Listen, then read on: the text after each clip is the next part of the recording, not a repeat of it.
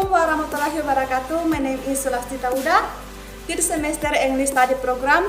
Here I will explain a little about the meaning of morphology. Pengertian morfologi.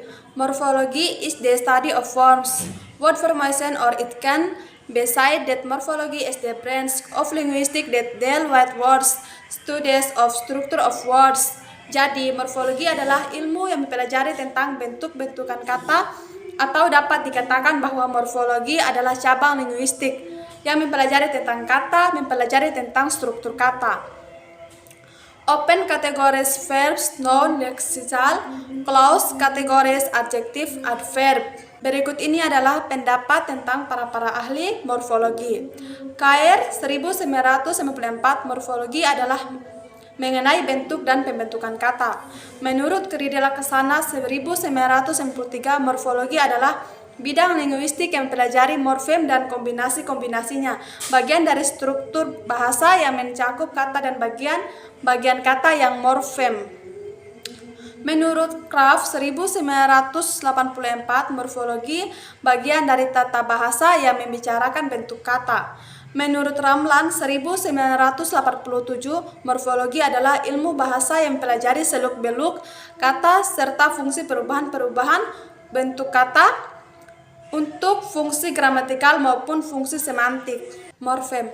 Morfem adalah bagian kata yang terkecil dan tidak dapat dibagi lagi. Contoh sederhana dari morfem dalam morfologi dalam kata tangan. Jika dibagi, maka bagian kata tersebut tidak dapat dibagi lagi karena tidak memiliki makna sehingga disebut morfem. Atau morfem sebagai unit bahasa terkecil yang memiliki makna atau fungsi gramatikal dapat dibedakan menjadi dua jenis, yaitu morfem bebas, free morphemes. Morfem bebas adalah morfem yang dapat berdiri sendiri sebagai kata, artinya morfem tidak membutuhkan bentuk lain yang digabungkan dengan dan dapat dipisahkan dari bentuk-bentuk bebas di depannya dan di belakangnya. Morfem bebas adalah lexical morph seperti nomina, verb, adjektif, preposisi, atau adverb yang memiliki makna secara penuh dan fungsi words yang mengandung informasi gramatikal atau hubungan logis dalam suatu kalimat seperti artikel, pronomina, dan konjungsi. 2. Morfem terikat atau bound morphemes. Berbeda dengan morfem bebas, morfem terikat tidak dapat berdiri sendiri dan harus menempel dan morfem lain. Yang termasuk dalam morfem terikat salah satunya adalah afiks. Afiks adalah salah satu cara yang paling umum dalam sebuah bahasa untuk membentuk kata adalah dengan afiksasi. Afiks termasuk dalam morfem terikat yang harus selalu menempel pada morfem lain seperti akar, pangkal, dan dasar. Hal ini berarti tidak pernah ada kata yang hanya berdiri dari afiks yang dapat berdiri sendiri. Dalam bahasa Inggris memiliki 3 jenis afiks, yaitu prefix, sufiks, infiks. Afiks yang pertama prefix. Prefix yaitu afiks yang ditambahkan di bagian depan akar, pangkal, ataupun dasar, seperti dis, re, in, pre, un, dan sebagainya. Kedua, sufiks. Sufiks yaitu afiks yang ditambahkan di bagian akhir akar, pangkal, ataupun dasar. Contoh, men, es, ed, ing, ed, eds, dan sebagainya. Yang kedua, sufiks. Sufiks yaitu afiks yang ditambahkan di bagian akhir akar, pangkal, ataupun dasar. Contoh, men, es, ed, ing, ed, es, dan sebagainya.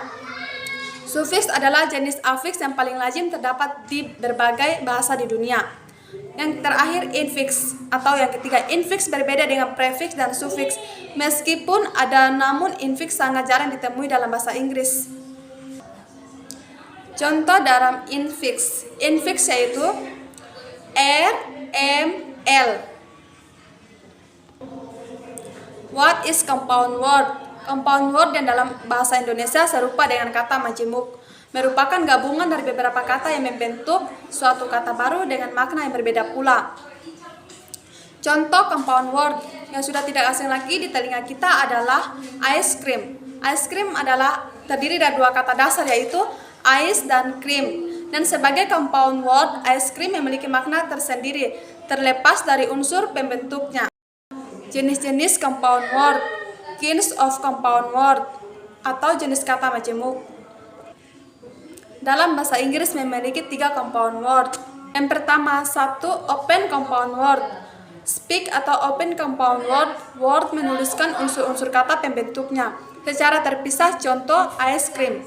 Sebagian open compound word merupakan gabungan dari noun, kata kerja, dan adjektif kata sifat yang membentuk suatu kata baru. Example, living room, ruang tamu, school bus, bis sekolah, high school, sekolah menengah, real estate, perumahan. Yang kedua, closed compound word. Solid atau closed compound word merupakan gabungan kata yang dituliskan menjadi satu alias tidak terpisah. Contoh yang paling sering kita jumpai adalah handphone. Handphone, sejatinya kata handphone merupakan gabungan dari kata hand dan phone, yang kemudian membentuk suatu kata baru dengan makna yang baru pula. Telepon, genggam, dan umumnya closed compound word hanya terdiri dari 2 kata saja. Example, notebook, buku catatan, bookstore, toko buku, fireman, pemadam kebakaran, football, sepak bola. Yang ketiga, hyphenate compound word. Jenis compound word yang terakhir adalah hyphenate, di mana hyphen atau tanda penghubung digunakan untuk menggabungkan kata yang berbeda. Hyphenate compound word bisa terdiri atas lebih dari 2 kata. Example, saudara ipar perempuan, terbaru, tidak beracun, satu arah, pemanasan. Reduplikasi dalam bahasa Inggris. 1. Pengertian reduplikasi. Reduplikasi atau perulangan adalah proses pengulangan kata atau unsur kata. Reduplikasi juga merupakan proses penurunan dengan kata berulangan utuh maupun sebagian. Contoh adalah anjing-anjing, lelaki, sayur mayur, dan sebagainya. Jenis reduplikasi. Jenis reduplikasi dapat dibedakan berdasarkan bentuk ulangan yang dihasilkan, yaitu 1. Reduplikasi penuh, terjadi pengulangan bentuk dasar secara penuh seperti pada kata bapak-bapak untuk menyatakan banyak bayi. Jenis reduplikasi. Jenis reduplikasi dapat dibedakan berdasarkan bentuk ulangan yang dihasilkan, yaitu reduplikasi penuh, terjadi pengulangan bentuk dasar secara penuh seperti pada kata bapak-bapak untuk menyatakan banyak bayi-bayi dalam bahasa Inggris. Reduplikasi fonologis yaitu pengulangan yang mengalami perubahan pada fonem tertentu pada kata dasar.